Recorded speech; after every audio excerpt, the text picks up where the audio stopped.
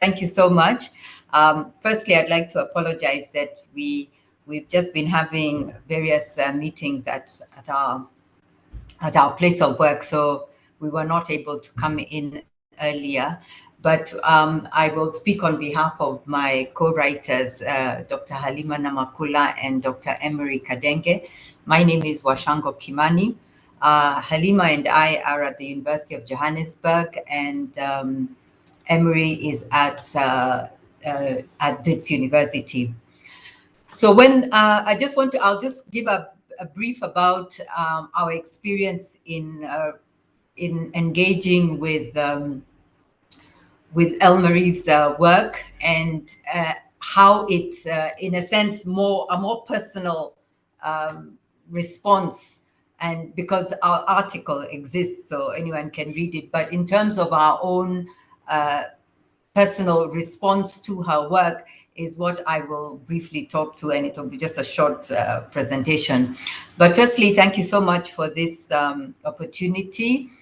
When the call came out and we looked at it, the three of us have been writing center consultants at the University of Witwatersrand, and we've written together before on our experiences at the center, and were based on just how we engage with our own work and how we engage as writing center consultants. But when the call came out and we looked at Elmarie's work, we were very struck, but at the impact that her work spoke to us.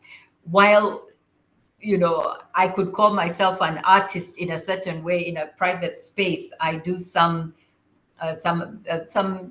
brief, just amateur artwork. But then when we engaged with her work, especially with the concept of wayfinding, we found it a very useful way of considering what we were doing at the Writing Center. So initially, when we thought about it, we thought about the work we do at the Writing Center. How is it, in a sense, a creative process? And using her art, her work in the field of art, and whether what we were doing at the Writing Center was really linked to art. And the first response that came back to from the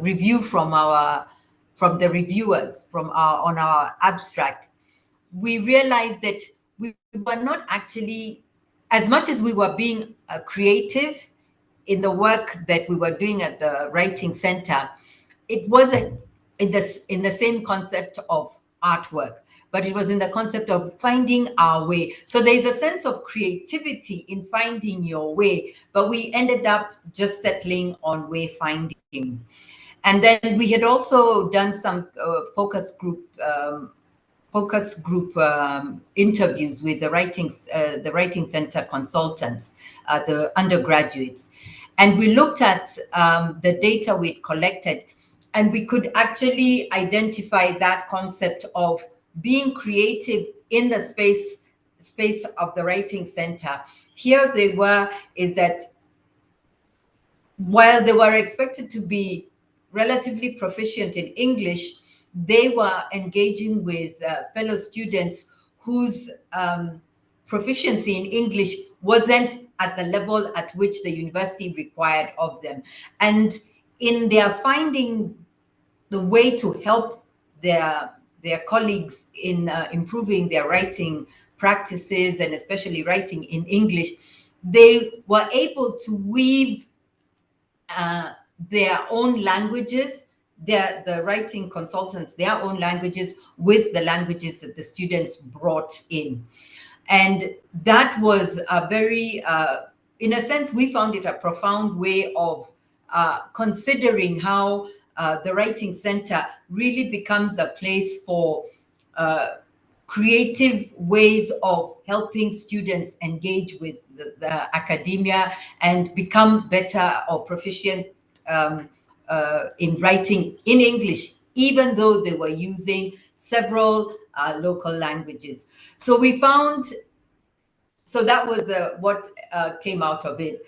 But then personally, Halima, Emure, and myself, now out of our research and what was written, we realized that engaging in theoretical frameworks that were not directly related to academic literacy or directly related to English writing at the university, we realized that this pushed our what shall we say, our growth as, in a sense, new academics, in terms of how can we engage with other frameworks that can help us grow both as academics and even in our work. So that's one of the things that we found, that Elmarie's work really pushed us to think broadly, to think about adapting other frameworks that could help us engage with our particular work in terms of academic literacies. So that's the short I had wanted to bring out. So unless there are questions, Halima is here also. Emure couldn't be here. I can take up any other questions that you feel you'd like any clarity. But thank you very much. Oh, one last thing is that we personally didn't know Elmarie, but of course we went into finding out who was she, and it was I must say it was very emotional to read about her, to read about her work and her sad demise. And that was also for me personally, was a very profound way of considering what is my legacy if I were to leave this realm today.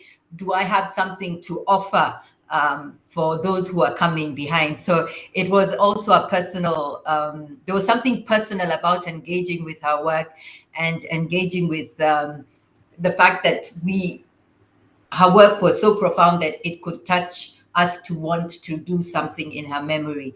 So thank you very much. So I'll open if there are any questions or any comments. Thank you very much. Thanks so much for that. And thanks for just talking off the cuff in quite a personal way. I think it was very engaging. So we do have a little bit of time, and I would encourage people to ask questions. There are a few comments. Thank you for the lovely presentation. One of them, trying to see the comments here, not able to. So anyone want to ask a question or offer a comment?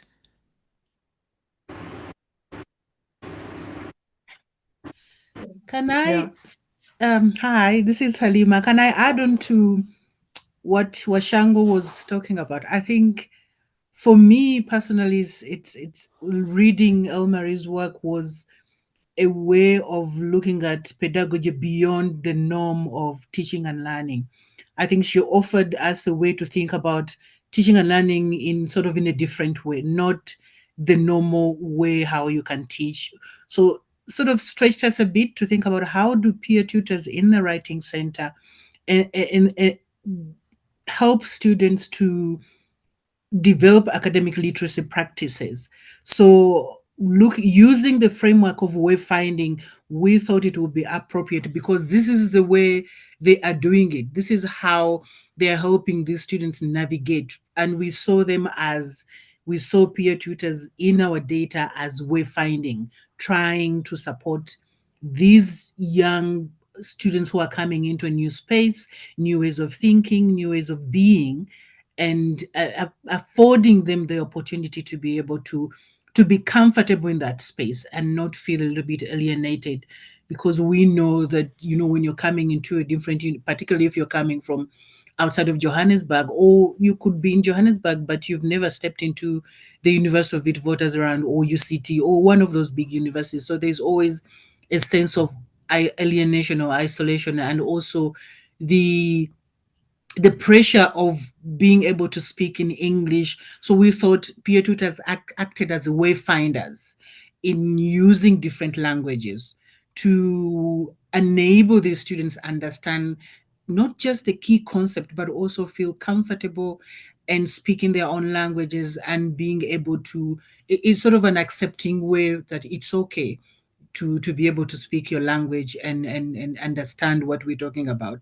So I found her way of looking at pedagogy for me very inspiring and very creative, that we don't have to stick to the norm, you know, sticking to the ways of teaching, go to the lecture and teach, but there are other ways when she uses art and other forms of pedagogy to be able to convey the message that she wants. So I took that from her work, and I'm very grateful that we had the opportunity to contribute to her legacy, and I hope you continue doing that. So thank you so much for that.